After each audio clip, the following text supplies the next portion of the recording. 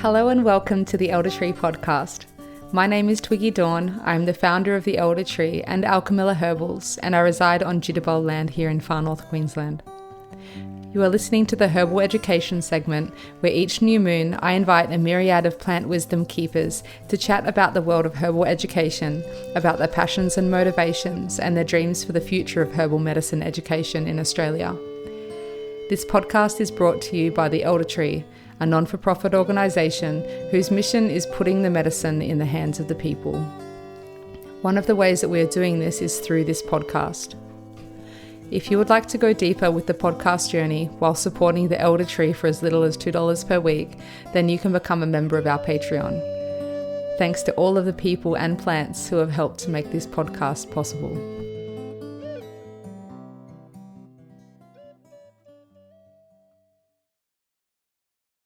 In today's episode, I interview Kerrie Oakes, who is a truly inspirational community herbalist, practitioner and educator who lives on Waka Waka, Jinibara and Yuggera Ugarapul country in Somerset. Kerrie helped to establish the Southeast Queensland chapter of the International Herbalists Without Borders network, providing herbal medicine support to homeless, service, refugees and those affected by disaster. She established the Somerset Health Hub Community Cooperative, which is a community organisation focused on collaboratively improving community health.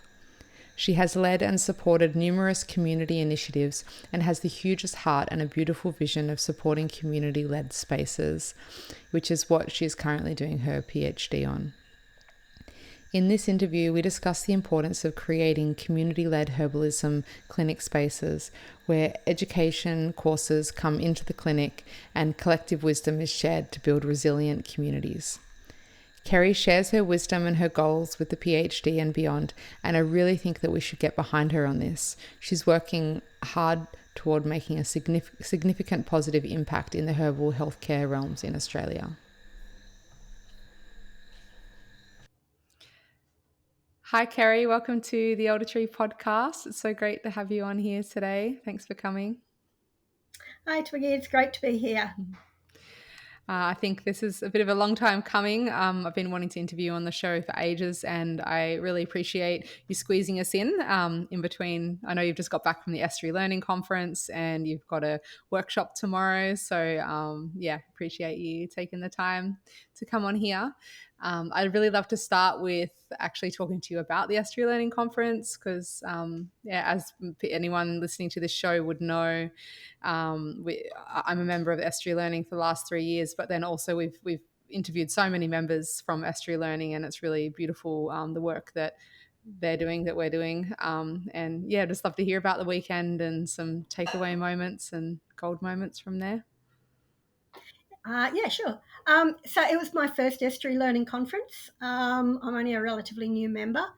And it was really, how do I describe it?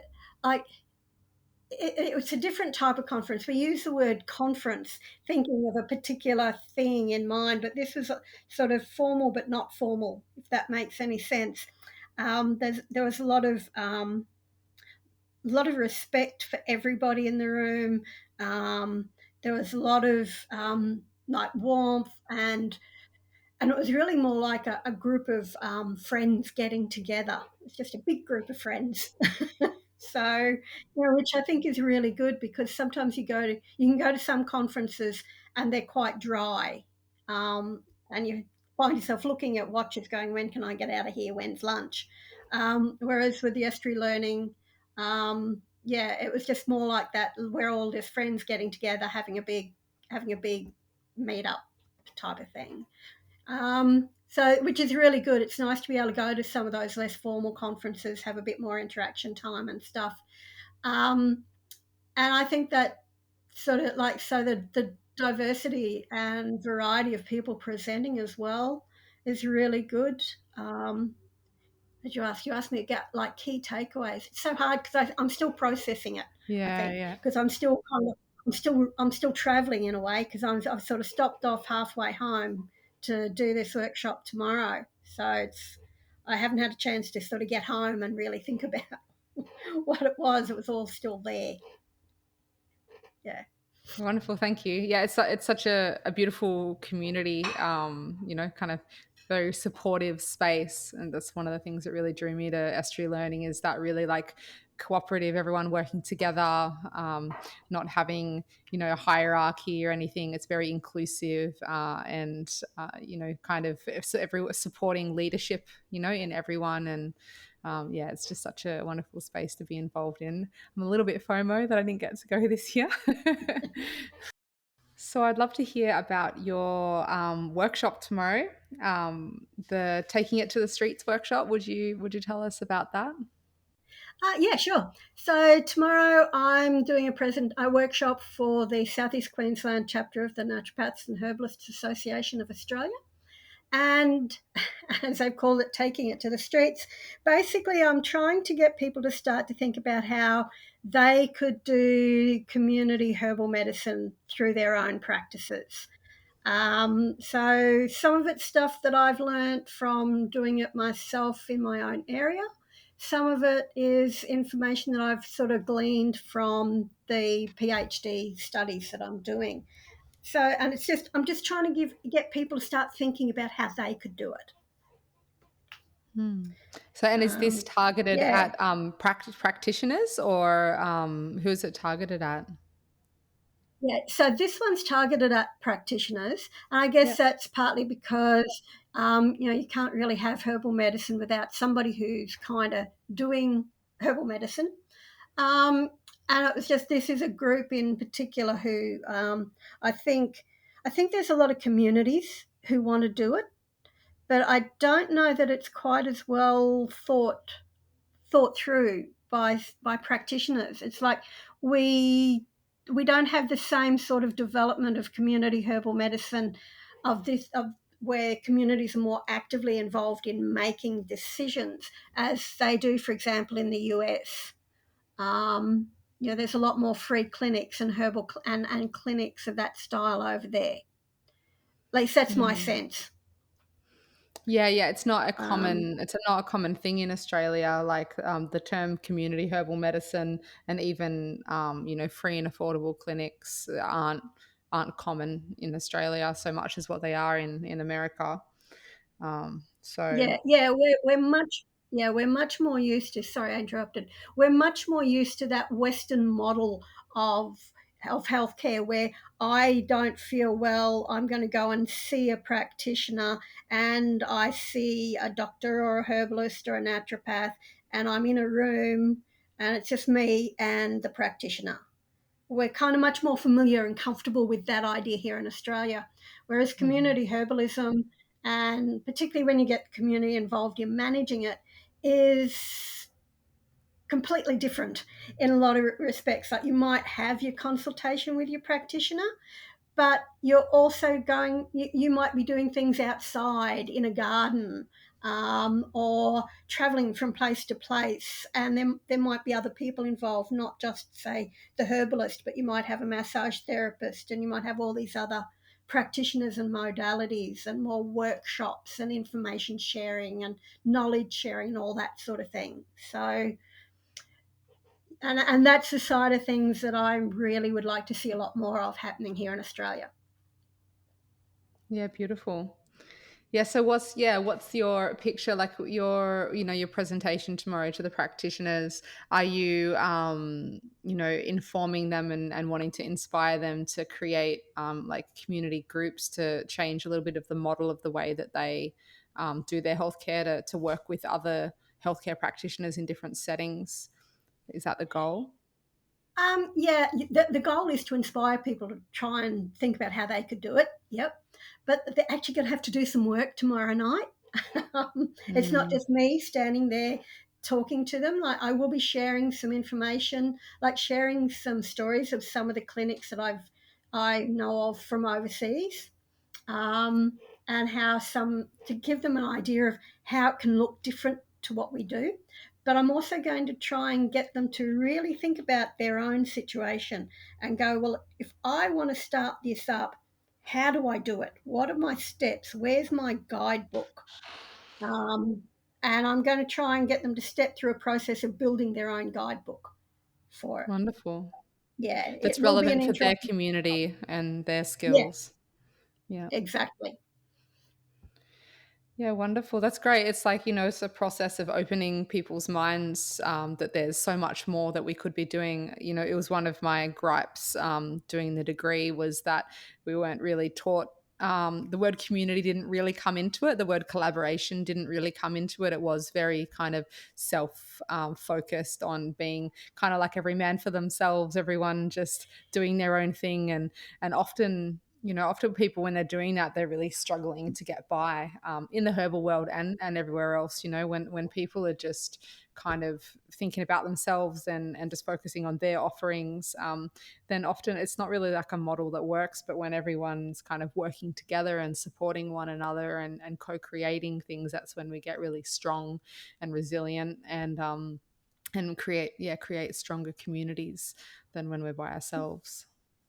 Yeah, look, I agree. I agree. Like, I think the other thing is that, like, we're taught in college, like, the basics of how do you do this stuff, but we're taught from that Western medicine model. Mm. Um, and it's we're not really, and we're taught, so like, we're taught how to do a consultation, how to decide which herbs or what to put into a formula and how to make a formula. We don't necessarily get taught, well, how do we practice this, Mm. how do we do this. um, so we're just taught that kind of one way, and I'm not saying there's anything wrong with that, but the risk is that we just replicate the existing healthcare model, which everybody criticizes. Like, leading up to an election, one of the top topics is healthcare and providing healthcare for people. Um, but we all see, but that's all talked about in that Western kind of model of what healthcare is. Mm. And we know, so the research tells us, and I think sorry, in our gut, we know that when people are involved in making decisions about how they do things, the outcomes are better. Their involvement is better. Their compliance is better. They're much more involved. And that goes for communities as well. And yet we keep doing things in the sort of the Western, like the traditional doctor medicine way, which works for some people, but we're opening ourselves up to being criticised in exactly the same way that we might criticise the healthcare system we've got, if that's the only model that we know about. Mhm. Yeah. Yeah. And I think Wonderful. Yeah. that's where, yeah, that's where I'm kind of on a mission to say to people, look, there's all these other things out there. And if we're dissatisfied with what we've got now, we're not going to make it any better by just doing more of the same. Mhm. Yeah. Yeah. It's like my partner often says, he's like, you can't keep doing the same thing and expect a different result. Yeah, exactly. It's exactly. And there's so many inspiring models and so many different ways of doing it out there, that if we had more of that and we've got that diversity, then it means that people can genuinely choose the way that suits them best. For some people, it's a bit like people say to me, oh, why are you doing a PhD? And I go, well, because studying at university suits me. That's the way I like to learn. Mhm. But I don't expect that to be the same way that everybody else likes to learn. And it's the same with healthcare. And it's like how much better off we'd be if we had that real choice, so that if I wanted to go and see a GP, I could go and see a GP. But if I wanted to do something that was where I learnt more about how to make my medicine myself, I could go and do that. And it's like we've kind of got that, but we haven't got that in a way that people know about. Mm. Yeah, yeah. And, as a country, like, things are so spread out and few and far between. So, people are lucky if they happen to have in their community someone that is teaching medicine making, or community herbalism kind of spaces, like free and affordable clinics and things like this. People are really blessed if they're lucky enough to live within a, driving radius of that, but most of the population isn't, from what Yeah, I've yeah. seen. Yeah, well, that's true. And one of the things is that, like, there's actually there is in fact such a wealth of knowledge. Like, and I'm talking from a rural community perspective now. We talk about the old wives' tales, Mm, but when you talk to people about what they do or what their parents did, like their mums did, or what their grandmothers did, like, and we have those stories, but we don't see that as being medicine. Whereas in the past and on rural properties and further out remotely, people do this. Like they're probably closer to doing it. And if they just knew that, even just the preventative, like, let's be healthy, how do we live healthy so that if we get a cold, we basically, our body just shakes it off, we're fine, because our body is strong to deal with that. So mm, that then when something comes along that our body is not used to, we're already starting from a strength. And a lot of the herbal knowledge is out there. It's just about getting people to share it and helping people to understand that it is legitimate knowledge. It's real. It works, and it's not something that they have to hide away from. mm. Yeah, yeah, Yeah, there's been for a lot of people they've been kind of cut off from traditional knowledge, like it hasn't been handed down. But still everyday people do have knowledge amongst them. But between us all, we've got everything we need. So if I'm just relying on my own knowledge, it's not quite enough. But when we all get together and talk about things, then we can learn from each yeah, other, and and that's why that's I love teaching to the home herbalism space. I love helping people to prevent be that preventative medicine, like you say, of just how to like live a healthy life. And and I'm really learning in the workshops, learning how to help coax out the wisdom in the space rather than being the teacher person, being more like holding the space for everyone else to share their wisdom, because there is so much coming from all different cultures, because we're such a multicultural country. So we've kind of got access to all kinds of interesting information if we listen to one another. Yeah, that's so true, and that is, like, that's the nature of community. And it goes even beyond the herbal knowledge. It goes to, and this is part of what I like about the concept of community herbal medicine, community clinics, is that everybody has a skill. Everybody has knowledge that they are good at, and even though it might not look like it's knowledge or a skill that contributes to healing, it can be used and incorporated into it. So, like, somebody who's really good at talking to people, like, how great that is to have somebody who can go and bring people in and can help them feel comfortable Mm, when they're not feeling the best, or somebody like, um, somebody who loves going op shopping and can go, oh, look, what equipment do you need in your clinic? Let's go and find it in the op shop. Somebody who likes doing maths, like, let's work out how our fee schedules might be, and you can do the accounts. Like, all of these things that come into running a healthcare clinic. We've kind of expected the practitioner to be able to do all of it, and that's just so unrealistic. mm, Um, And so there's the herbal knowledge that we all have, but there's all these other skills, um, which you get, like, somebody likes driving, but another person can't get to their appointment because they can't access public transport. Well, why can't we put those two people together and get the person who likes to drive to bring the person to their appointment? And while that's all happening and people are using their skills, they're communicating, they're building a relationship, they're building that togetherness and those bonds, so that then that becomes something that gets built on even further. And all of that adds up to people being healthy. yeah, yeah, Yeah. definitely. Yeah.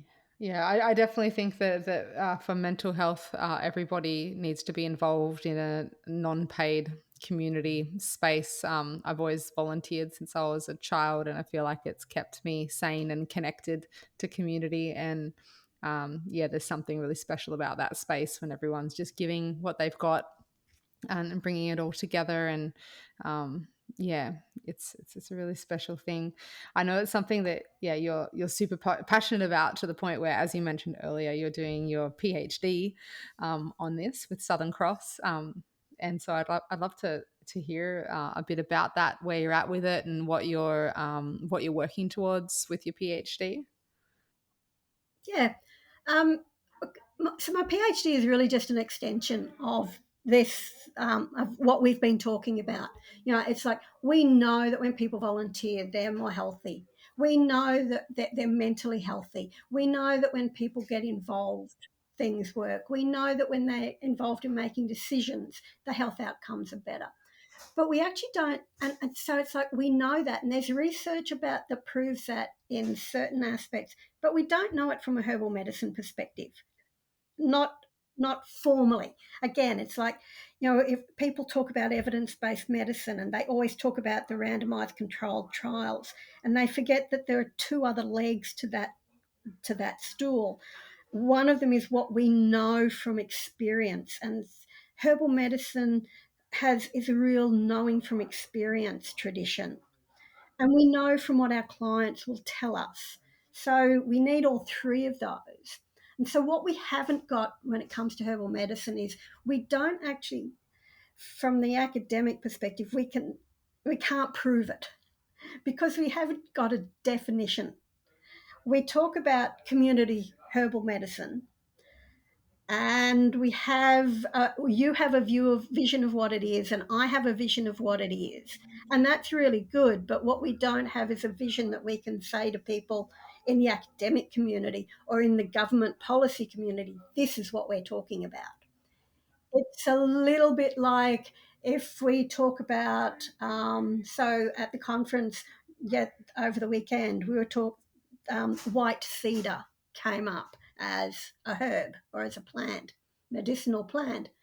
And I had to explain to somebody who was there that the white cedar that we were talking about at the conference was not the same white cedar that American herbalists were talking about. They were two completely different plants. And I guess that's why a lot of herbalists know enough Latin to know the botanical names of, because that way globally we can talk about plants and say we're talking about the same thing. So with my PhD, I'm trying to develop a model of community managed herbal medicine that we agree on as herbalists around the world, so that when I talk about it, an American herbalist knows what I'm talking about. We have that same picture of what we're talking about together. And I'm yeah. And the other reason why I started doing it was because when I started practicing as a herbalist and wanting to do this sort of thing, I did what a lot of people do. They go around, where's the manual? How do you set this up? And I couldn't find a manual. So it's like, oh, I want to do this, and I'm going to have to create it myself, which is a bit of a scary concept. So part of my PhD was my motivation for doing my PhD was to go and find the manual, because I kind of thought, if I can think of doing this, there must be somebody out there in the world who's already doing it that I can learn from. Um, so, yeah, that's kind of why I started doing it. And it is about particularly defining and looking at, well, what is it? What does community herbal medicine look like when communities are involved in managing it? Yeah, wonderful. I think, yeah, for a lot of people in the healthcare, various healthcare communities probably can't quite picture what that might look like. So it's really great that and a lot of people in Australia in general couldn't picture that. So it's really great that I know, as part of your PhD, you're going to be going to America and Europe, I believe, as well, and you're going to be spending time, I think, with Seven Song, which is really cool, and getting to see him in action and seeing various spaces. And yeah, hopefully get some good footage while you're there and get that well documented and bring that back as well. Um, Yeah. The idea is to visit between 3 and 5 clinics, um, ideally around the world. I have discovered at least 90 clinics. So obviously I can't go to all of those, much as I might like to. So at this stage, I'm going to 2 in America, potentially one here in Australia, and possibly one in India. But I'll be trying to document the others as well and like do up. We've had ideas of potentially doing like a little book outlining some of the different ones, but from an academic, research viewpoint, trying to pick some different ones that have got specific characteristics so that we can sort of go, well, it's kind of like going to a first principles type of process, because each clinic will look slightly different depending on their own local community, because what their own local community wants and needs and wants to be in, and how they're involved will create a slightly different look and feel to the clinic. So the idea is to try to go to different clinics so that we can come to, well, what are the really common principles that have to be involved? And I can't really predict what they might be, apart from saying that a big thing at the moment is that they are all concerned with making sure that healthcare is accessible to everybody, regardless of their income, or their status or gender or any other characteristic. So that's been a real big motivator for a lot of the clinics. Um, so that's kind of like, yeah, where I've come to at the moment. yeah, I've seen 90 different clinics around the world is really cool. I'm really curious about, why they first started. I know I've seen some free and affordable community clinics pop up out of response to like natural disasters. And one thread that I've also seen in a lot of those community clinics that I've seen from afar, not in person, is that there's a real strong emphasis on education. So whereas that's not necessarily the model in the rest of the healthcare world, it's a lot more like the practitioner just kind of giving the medicine with maybe a little bit of advice, but not necessarily to the extent of a lot of the community clinics that I've seen that are giving like various printouts, offering sometimes free courses and free classes, and just really really wanting to build the community resilience through like empowering them with education. And I'm curious.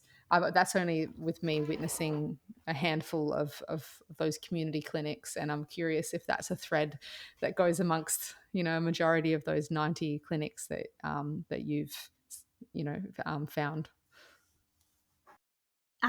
Yeah, it is a thread. One of the big things is that the definition that we have of health.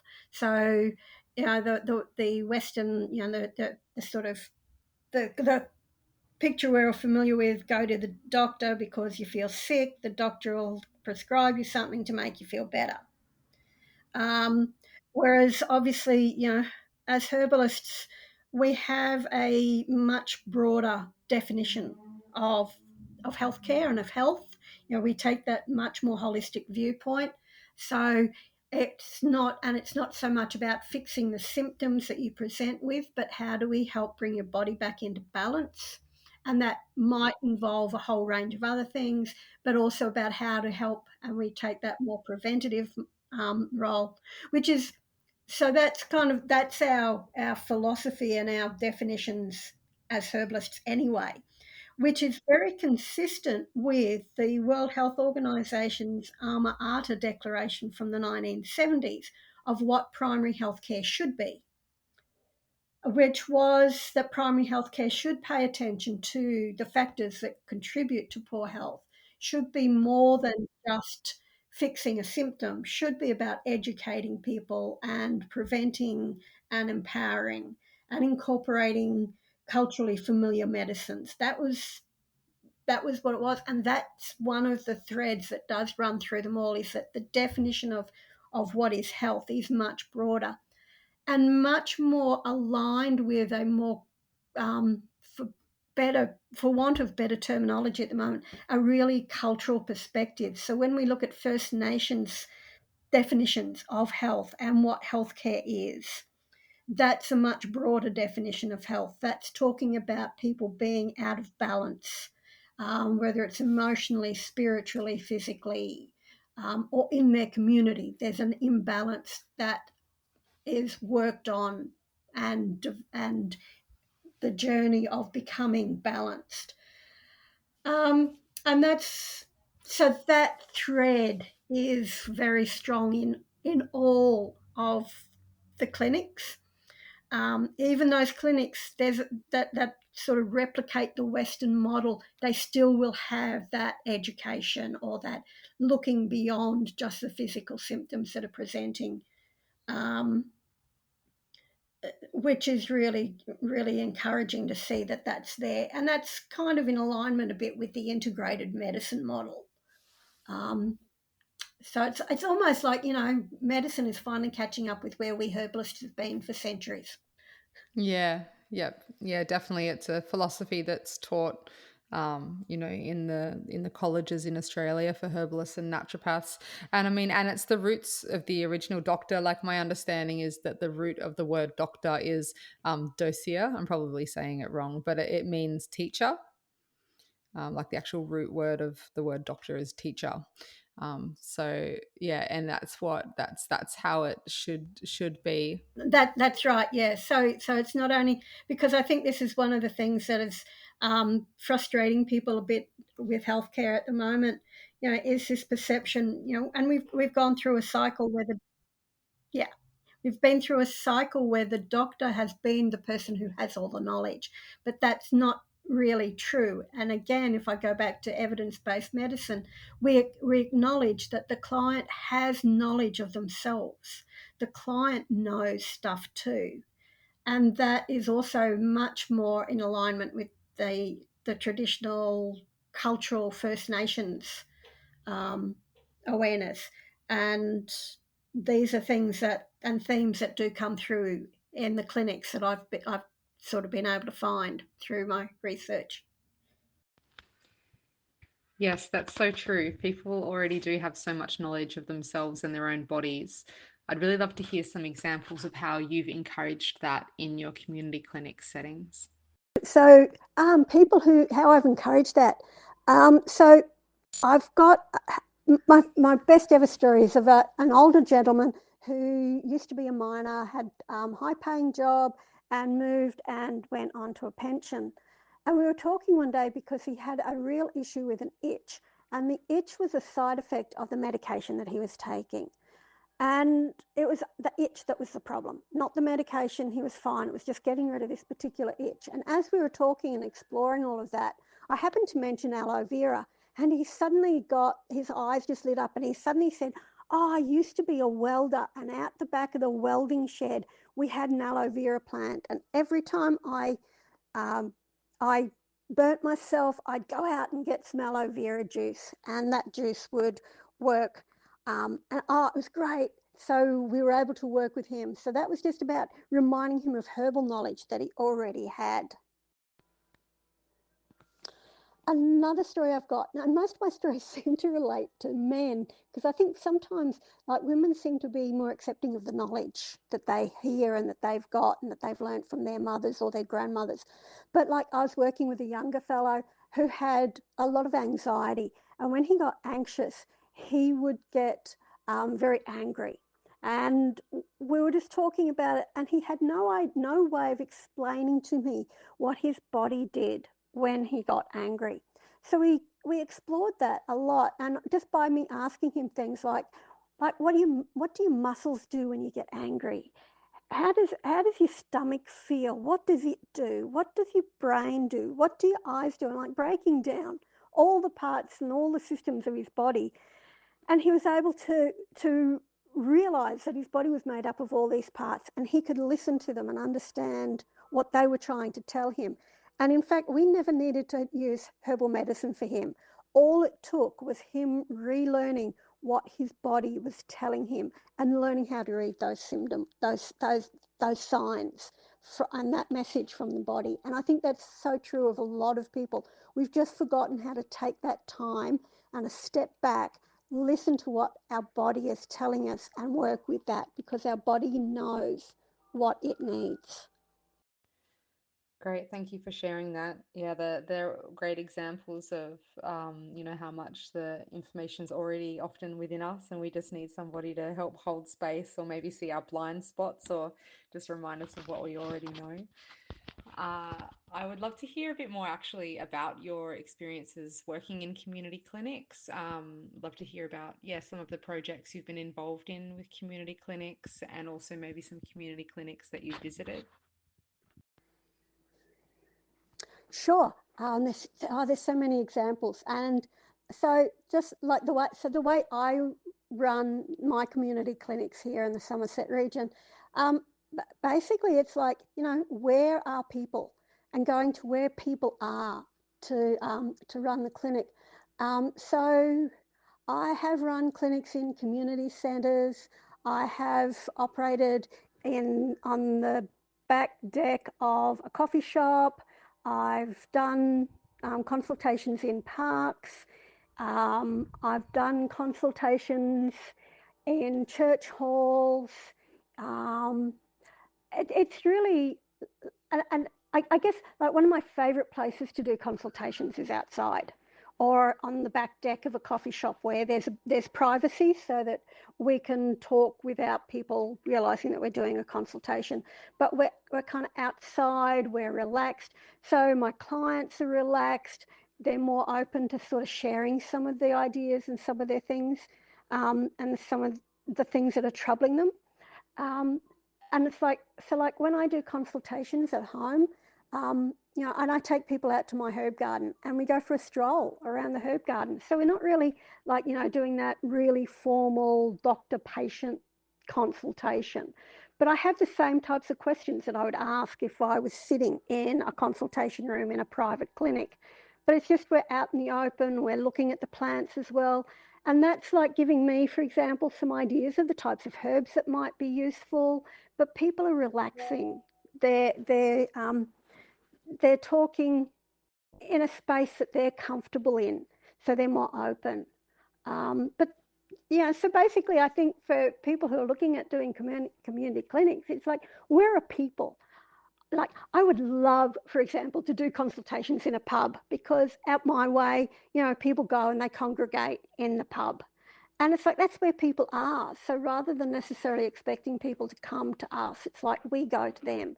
We make sure that those places where we do the consultations are emotionally safe for our clients, but just that being able to be in a space where they're relaxed. But, you can use shopping carts, you can use bicycles, you can use backpacks, buses. There's all sorts of places where you can do consultations. Backpacks and bicycles sound pretty funny. Have you actually seen that happening? I haven't seen them in person, but I've been conscious for almost like for my whole herbal journey of the backpack that Seven Song over in New York, Ithaca, New York, uses when he goes out and does music festivals and things like that. It's probably been a long held dream of mine to have a backpack like his. Similarly, so the Herb Bike is in Dublin, in Ireland, and it's part of the Herbalista network of herbal clinics. So Herbalista started out in Atlanta in after Hurricane Katrina, I think it was, and they started out with an old VW bus. So people who know about the pop-up clinics that happened around Lismore, for example, after the flooding there a couple of years ago, would remember the old bus that people had kitted out. But then they started to sort of find that they wanted to go to places that the bus wouldn't quite fit, and so they used shopping trolleys, shopping carts, and they had those fitted out so that they could just grab. They had their herbs packed in such a way that they could like pack their herbs into the shopping trolleys and go out on the streets that way. And then when some herbalists over in Ireland wanted to start a similar type of project, they, and as part of the Herbalista network, they used push bikes. And so they would load up, had their herbs packed in such a way that they could be loaded up onto a push bike and go. And now I think they kind of like set up like herb stations in cafes and places like that. But the bike is kind of like their symbol. So yeah, it's like, I think it's kind of like the examples of like, you just got to work out how do you get herbs to people? What are the ways that you can use and the different sorts of ways, and not be confined by the idea of having to be in a room. Um, Although sometimes, we do have to. And I think that's one of the things to recognise too, is that like, it's like being a community herbalist is like working out what does the community want, what works with the community as well. So making sure that you're conscious of privacy and confidentiality. And some people like the more formal approach, but the examples, there's just all these amazing examples around the world of old ambulances that have been set up as herb stations and things. So it's really kind of, as limited as our imaginations, I think, is the way to go with it. Of course, yes. Thanks for sharing that. Actually, I believe I've seen the video that Seven Song put up once about his backpack, and it's such an old backpack, it's just falling apart thing that he just it's a great video actually. For the listeners that have never heard of Seven Song, he runs a Northeast School of Botanical Medicine in the States, and I'll put a link in the show notes for that. And as we mentioned earlier, I know you're going to go and visit him, which is super exciting. And yeah, you mentioned Herbalista, which I've been actually following them for years, and I put up I'll put up a link for that in the show notes as well. Yeah, there's so many great, amazing projects going on around the world. It's pretty inspiring, and it's also pretty exciting that through your PhD you're going to get to visit some of them. But something that's kind of been touched on throughout is like there's been a couple of, you've mentioned the word like community herbalist before, and it's made me just wonder. I'd love to talk about kind of, I suppose, the definition, what you believe the definition of a herbalist is, and like what the different types of herbalists are out there, because I don't think it's something we've really explored on this podcast. And I know that you, with your kind of depth and breadth of experience and perspective, I'd love to hear, your thoughts on that. Oh, you love to ask really, really complex yet very simple questions, Twiggy. So, definition of a herbalist. Um, like at its very simplest, I think a herbalist is somebody who uses and knows how to use plant medicine. Um, but like it's also like just the idea of using plant medicine is so complex and so complicated, and it must like going out and saying I want to be a herbalist. Like I guess it's like, well, how do I do that? Where do I go? What is it? And there's all sorts of terms for a herbalist. There are people who are clinical herbalists. There's community herbalists. There's folk herbalists. There's home herbalists. And I guess it's like, at its real simplest, a herbalist is somebody who uses plants as medicine. And like that's my kind of definition of it. But then, it's like if you want to study and become a herbalist, it's like there are herbalists who are, and I've just been playing with this actually in my mind over the last couple of days. There are credentialed herbalists. So, it's like my path to becoming a herbalist was going to college and getting a qualification, doing formal study. But then there are the folk herbalists and the herbalists, the community home herbalists who learn about herbs but don't necessarily have a formal qualification. And I think that's something that we probably haven't really explored as much. I think generally as a community is just when we talk about that term herbalist, we mean all of those different ways of practicing herbal medicine.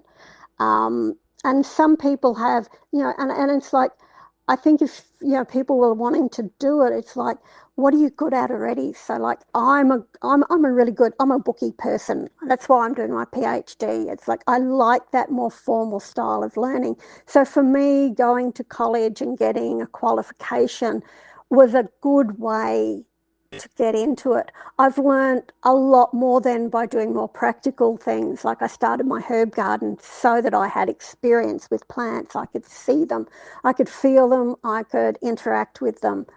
For other people, that's how they start out. They're practical people. They see things, they want to do things, they get in and do it that way. And then they supplement by doing book learning. So I think it's kind of like, when you know the way you like to learn things. In the back quite a while ago, we don't do it as much now, but there was the whole traditional way of learning where you became an apprentice. So you went and studied with a master herbalist or with a herbalist who you admired or somebody who had a really good reputation as knowing what they were doing. And you would go and you would sit and you would study with them and learn from them and learn their knowledge. And as your knowledge grew, you would then go and learn more independently.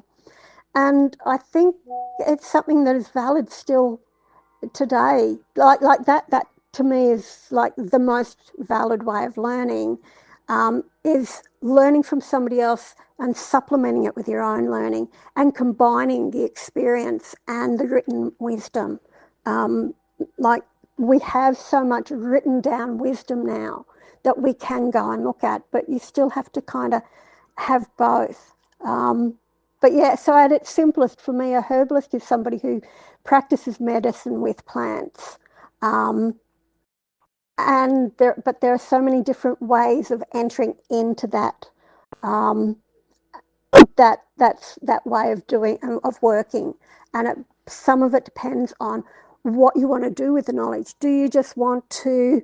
Is it just for your own interest? Is it just for your own health? Is it so that you can be a really good mum to your kids and help them with a natural life? Are you looking at sustainability and wanting to live a simpler life? Um, do you want to work with other people in your community to help them heal? So it's like some of those questions are the sorts of things that you kind of ask yourself.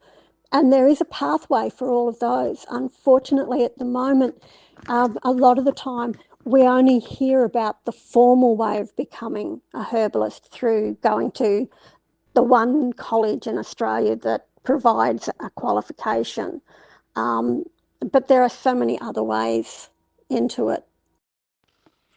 Yeah, I totally agree with everything that you just shared there. And yeah, I find there is a bit of kind of cultural ignorance around what a herbalist is, and a bit of a narrow-minded outlook on what a herbalist is. And like with the elder tree, it's something that we're definitely very passionate about, trying to open up and encourage and helping people to explore different pathways that they can take with herbalism. And I really liked as well what you were talking about, that there are many different ways of learning, and in particular the apprentice style learning, which is something that in the herbalism and naturopathy realms in Australia, it's very, very difficult. You don't really, like, there's no formal apprenticeships that I'm aware of that exist within Australia to be a herbalist or a naturopath, but there are kind of informal people that you can mentor with for a time, which might lead to a paid role with them, once you've kind of learned enough about their business or their clinic or their way of doing things. So, and I actually think it's becoming slowly more and more available, that kind of mentorship model. But yeah, the apprenticeship style thing in Australia and herbalism is very, very hard to come by, actually. but yeah, it's something that I look forward to with your PhD once you've finished all of your exploration and the compilation of all of your findings and published that for us all to read. I feel like it's going to really open up a lot of people's minds to see that there are different ways to do things, more than just what the current colleges are teaching, that there's actually so many different models of healthcare with herbs. There's so many different types of education and clinic settings that people can enter into and offer and be part of. And also, I love that your PhD is really going to bring in, what you're exploring with that is really bringing in that inclusiveness of the community and really bringing in collaboration and people all working together towards a common good. So I really applaud all of the work that you're doing and the work that you have already done, and your goals and what you're working towards. I think it's a really beautiful thing, and it's something that I hope that you're getting good support for. I know that you could get a lot more support, and so my question to you for the listeners that want to support your mission, how can our listeners support your mission? Let us know what you need to be able to help with this paradigm shift and mind opening that you're going to be creating with this PhD. Before I answer that last question about my PhD, can I just reflecting on like the apprenticeship models and what we've got available here in Australia. And I think one of the things that we kind of need to remind ourselves, I think, is that like the way herbal medicine is practiced here from a Western herbal medicine health system perspective is only fairly young. We've got this there's been that real disconnect with the cultural traditions that were here before Europeans arrived. We're sort of playing catch up a little bit, and at the moment, a lot of the way the college and the system is set up, and what people see is they see it in terms of their future profession or their career or their business. In a lot of cases, not in all cases, but in various cases, that's why people decide to study herbal medicine. And I think we're in that process now of reclaiming and recognising the other traditions that are around globally. So we still have to look for a lot of those and find them. And I think places like the Elder Tree give us some amazing opportunities to start to gather all of that information together so that we can promote that and let people who are looking for an entry know that there are these different pathways available. It doesn't have to be that formal medicine approach. There's the other ways. And as you say, more and more mentorships and apprenticeship type learning opportunities are coming up. And it's about validating and recognising that's a really important pathway into learning about herbal medicine. Look, to get onto my PhD hobby horse. So thank you very much for asking me to share how people might be able to help. Obviously, I'm studying models of herbal medicine where the clinic is owned or managed by the community itself. So a real collaborative effort between the practitioners, the clients, the communities where they live. And there are models. When I first started, I thought, there won't be too many around, but there's actually quite a lot more. And I'm encouraged by the fact that there are a lot of places where communities are being involved in managing their own healthcare. So my big task and my big sort of opportunity this year particularly is to travel to a few places around the world and visit with some of those clinics and to talk with people who are involved in the clinics, talk with the practitioners, talk with members of the community, talk with health department officials to find out what are the really important characteristics of those clinics. What are the things that make them work and that people really value in those clinics, so that eventually I can develop up sort of like a bit of an exemplar type model of what a herbal medicine clinic that is managed by its community might look like. What are the essential elements of it? How can that work? What types of things should we include in that model of herbal medicine? So obviously I'm going to be travelling, which is really, really exciting. I am going to go and see Seven Song in Ithaca, New York, and visit the clinic that he is the medical director for, which is really, really exciting. And I'm hoping to go and visit a mobile herbal, or I am visiting a mobile clinic also in the US. I've got a bit of a plan at the moment to potentially travel to India to visit a community herbal medicine project, which works with village women through a cooperative model. So that's really exciting. But it does cost money. My research is not funded. I don't have a grant from anywhere, which is fine.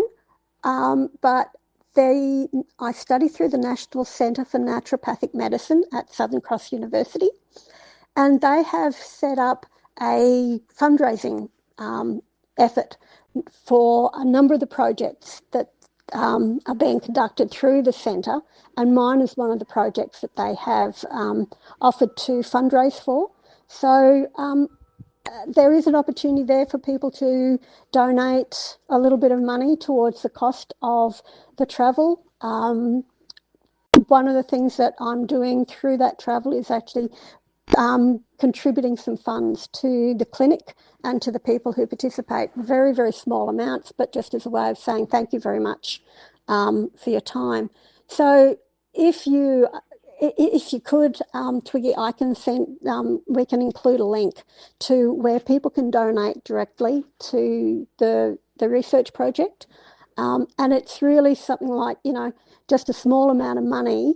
$5 is absolutely sufficient, because that way then I can be sure that I can contribute to the way the clinics overseas operate, while I'm learning from them what types of ways we could do it here in Australia, so that I can share those stories back here when I come home through my PhD.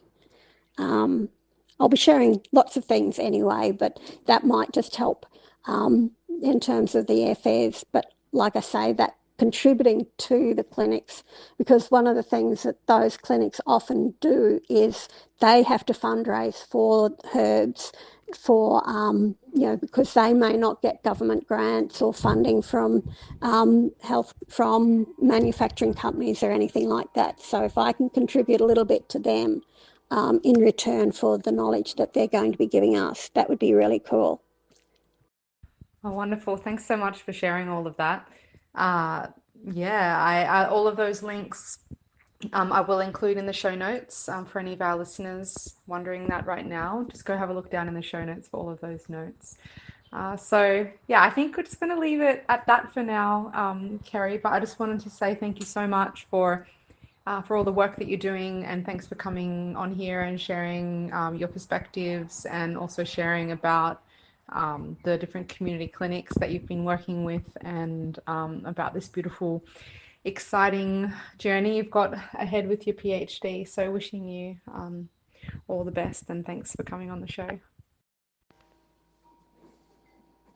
Thanks so much, Twiggy, for having me. It's been a real pleasure chatting with you, and I look forward to meeting up with you and all your listeners somewhere along the line. Thanks. Bye. Thank you so much for listening to the Herbal Education segment of the Elder Tree podcast. Stay tuned every new moon as I interview more wise and inspiring herbal educators and herbal lore keepers from around Australia. If you would like to go deeper with the podcast journey, you can become a member of the Elder Tree Trove on Patreon. Contribute as little as $2 per week to access free content from our interviewees, and also access discount codes and opportunities which are exclusive to our members. You can find us on Patreon by going to www.patreon.com/The Elder Tree.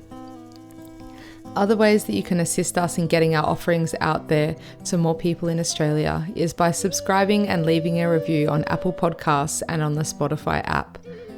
Also, liking, commenting on and sharing our social media posts actually has a really positive impact and helps us to reach further with the message from all of the amazing herbal lore keepers that we interview on this podcast.